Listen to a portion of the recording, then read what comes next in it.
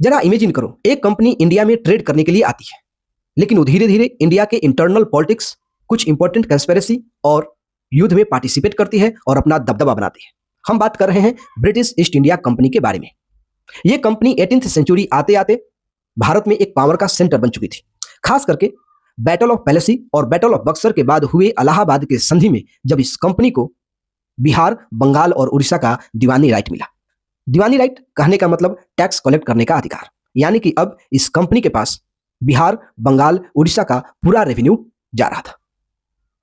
लेकिन समय के साथ साथ ये कंपनी बैंकरप्ट होती गई, क्योंकि कंपनी के official corruption, bribery, private trade और लूट में इंडल्ज हो गए। और ये सारा मिसरूल तब नजर आया जब 1770 में बंगाल में सबसे बड़ा फेमाइन आया, सबसे बड़ा भूखमरी आया। लगभग इस फेमाइन में 1 करोड़ से ज्यादा लोग मारे गए। यह कंपनी लंदन में बैंकक्रप्ट होने के कगार पे थी। तब जाकर के ब्रिटिश पार्लियामेंट पे प्रेशर बना और ब्रिटिश पार्लियामेंट ने डिसाइड किया कि अब इस कंपनी के कमर्शियल, एडमिनिस्ट्रेटिव और पॉलिटिकल अफेयर को रेगुलेट करना जरूरी है। तब जाकर के आया रेगुलेटिंग एक्ट ऑफ 1773। आज के इस सेशन में हम लोग रेगुलेटिंग एक्ट ऑफ 1773 के कुछ इंपॉर्टेंट प्रोविजन पे चर्चा करेंगे। पहला प्रोविजन था कि जो बंगाल के गवर्नर था उसको अब गवर्नर जनरल ऑफ बंगाल बना दिया गया। लेकिन गवर्नर जनरल के पास कुछ अधिकार नहीं था डिसीजन लेने का।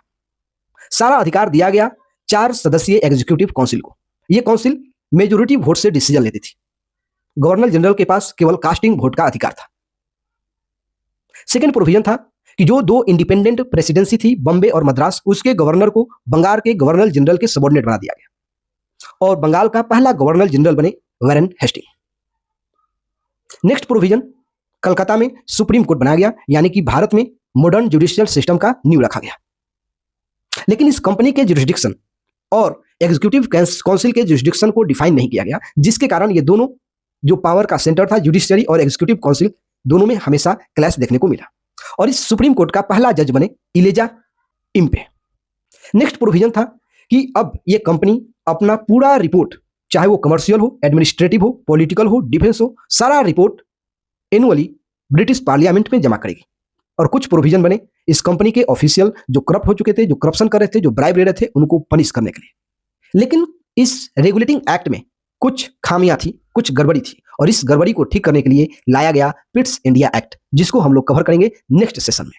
अगर आपको ये वीडियो अच्छा लगे तो प्लीज लाइक, शेयर और सब्सक्राइब करें और हमारे साथ बने रहें पूरे इंडियन कॉन्स्टिट्यूशन को सिंपल और आसान लैंग्वेज में समझने के लिए। थैंक यू, धन्यवाद।